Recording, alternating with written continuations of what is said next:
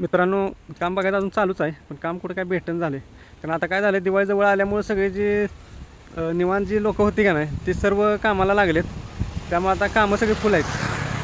कामं फुल असल्यामुळे आता कुठेही काम मिळणं झाले. जे आता आम्ही प्रॉपरली कामं करतो आहे पहिल्यापासून असं झालं बघा. आता दिवाळीमुळे कसे आहेत, जे लोक कामधंदे करत नाहीत असे लोकंसुद्धा आता कामाला लागलेले असतात, कपडे तोपडे हे ते घ्यायला.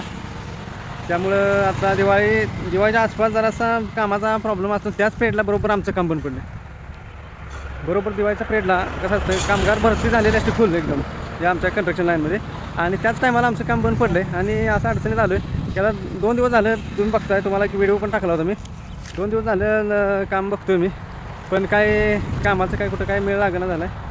तरी चालू आहे माझं बघायचं काम. बघूया, देवाच्या दयानं कुठं भेटलं तर भेटलं, नाही तर प्रयत्न तर सोडला नाही पाहिजे.